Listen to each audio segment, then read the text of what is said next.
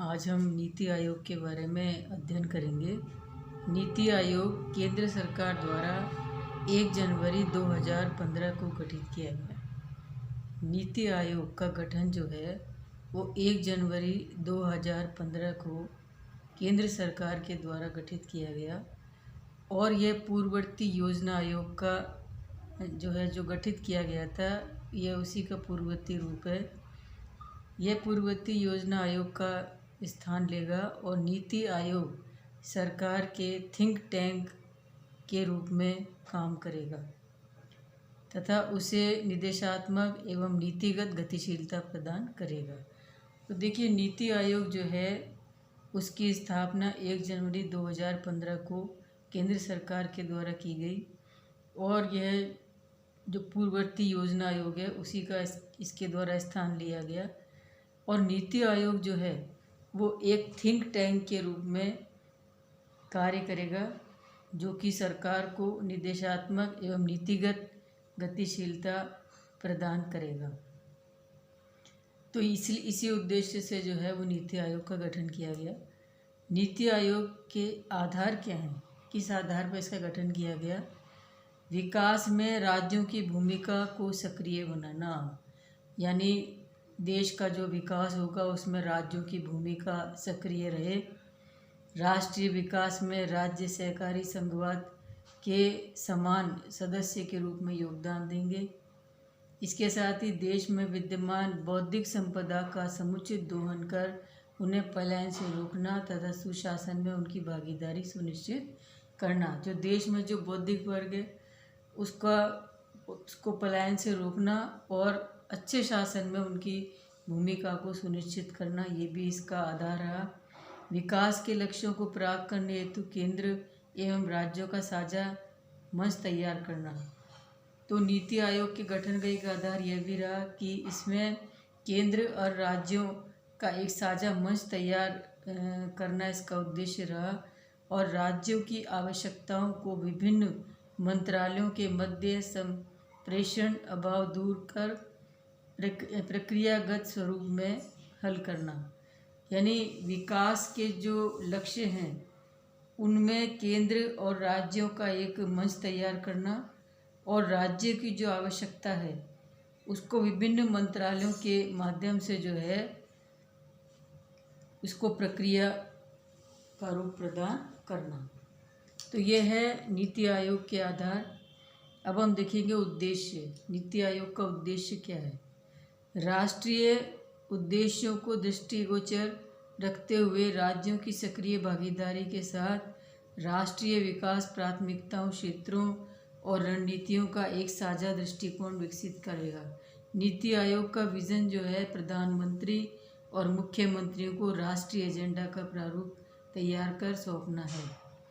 तो राष्ट्रीय उद्देश्यों को ध्यान में रखते हुए जो इसके अंदर राज्यों की सक्रिय भूमिका और भागीदारी के साथ राष्ट्रीय विकास को महत्व देना, इसका प्रथम उद्देश्य।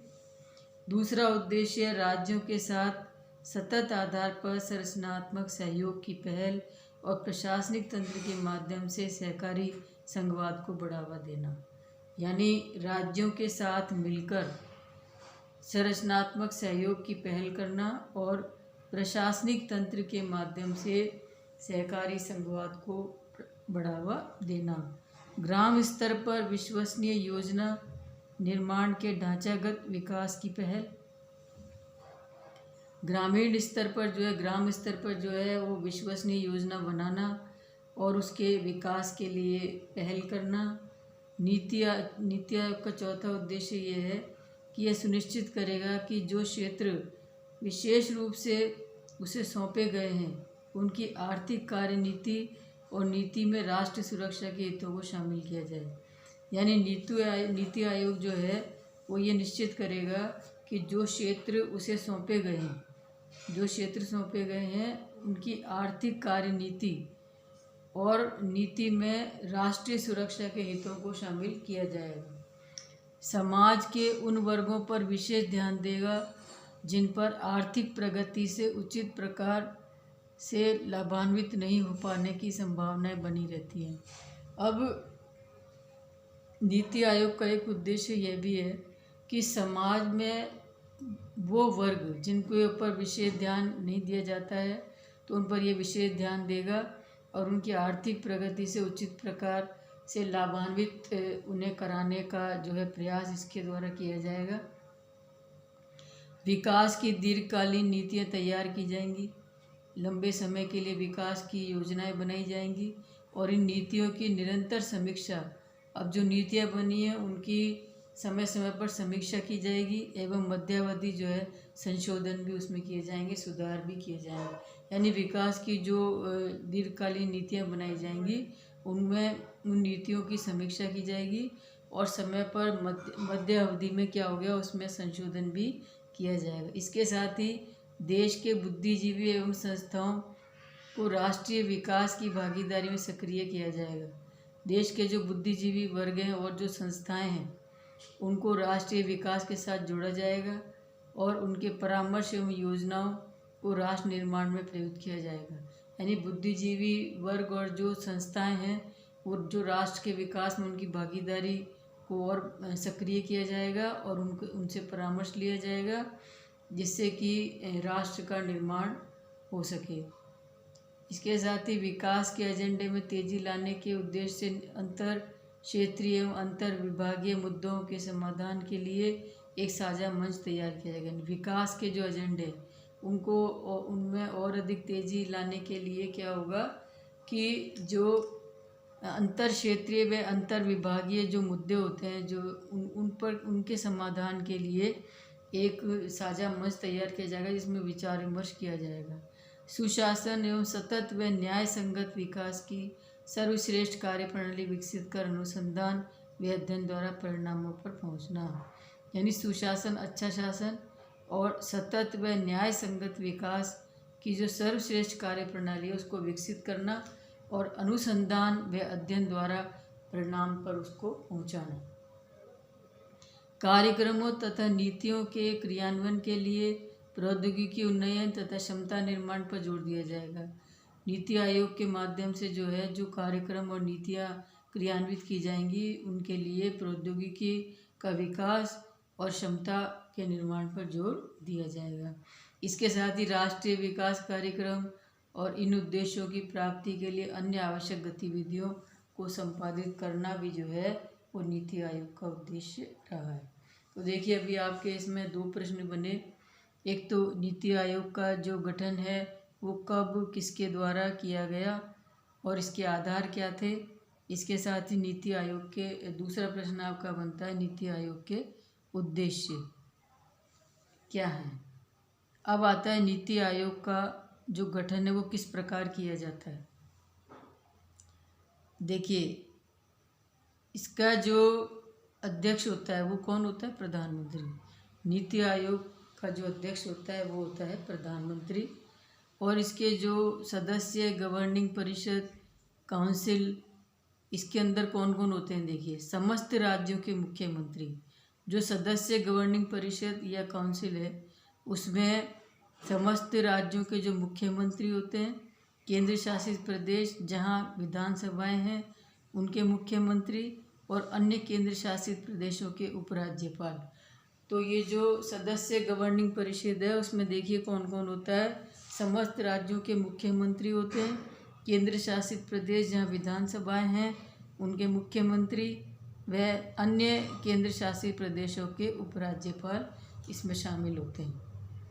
तो अभी आपको ये ध्यान रखना है कि भाई नीति आयोग के अध्यक्ष कौन होते हैं, प्रधानमंत्री, और जो सदस्य गवर्निंग है उसके अंदर कौन कौन शामिल होते हैं, समस्त राज्यों के मुख्यमंत्री, केंद्र शासित प्रदेश जहाँ विधानसभा के मुख्यमंत्री और अन्य केंद्र शासित प्रदेशों के उपराज्यपाल। अब आता है देखिए क्षेत्रीय परिषद है, इसमें कौन कौन होता है। एक से अधिक राज्यों को प्रभावित करने वाले क्षेत्रीय मसलों पर विचार व निर्णय हेतु विशेष अवधि के लिए क्षेत्रीय परिषद का गठन प्रावधान है।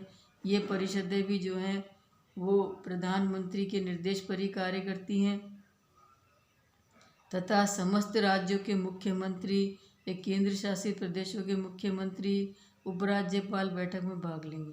जब ये क्षेत्रीय परिषद की जो बैठक होती है उसमें कौन कौन भाग लेता है। इसमें देखिए प्रधानमंत्री के निर्देश पर ये कार्य करती है और इसमें राज्यों के मुख्यमंत्री, केंद्र शासित प्रदेश के मुख्यमंत्री, उपराज्यपाल इसमें भाग लेंगे। बैठक की अध्यक्षता नीति आयोग के उपाध्यक्ष या प्रधानमंत्री का कोई भी प्रतिनिधि इसका कर सकता है। अब आता है प्रधानमंत्री द्वारा मनोनीत सदस्य जो अपने क्षेत्र में विशेष योग्यता व जानकारी रखते हैं। ऐसे सदस्य जो अपने क्षेत्र में विशेष योग्यता रखते हैं उनको मनोनीत प्रधानमंत्री के द्वारा किया जाता है। पूर्णकालिक पदाधिकारी में उपाध्यक्ष प्रधानमंत्री द्वारा नियुक्त होगा। पूर्णकालिक सदस्य 2, आंशिक सदस्य 2, बौद्धिक संपदा समूह से आवश्यकता अनुसार पदेन सदस्य, मंत्रिपरिषद के 4 सदस्य जो प्रधानमंत्री द्वारा नियुक्त किए जाते हैं, मुख्य कार्यकारी अधिकारी, सचिव स्तर का अधिकारी और सचिवालय। तो इस प्रकार जो है वो नीति आयोग का गठन किया जाता है। अब आवश्यकता अनुसार वर्तमान में नीति आयोग के जो उपाध्यक्ष डॉक्टर राजीव कुमार है और 2 पूर्णकालिक सदस्य डॉक्टर विवेक देवरिये व डॉक्टर VK सारस्वत हैं। तो अब ये इसमें एक महत्वपूर्ण प्रश्न बनते हैं। देखिए, एक तो आपको मैंने पहले ही बताया कि नीति आयोग के गठन के आधार क्या हैं, नीति आयोग की स्थापना कब की गई और नीति आयोग के उद्देश्य क्या हैं। अब आपका एक प्रश्न और बनता है कि नीति आयोग का गठन किस प्रकार किया जाता है।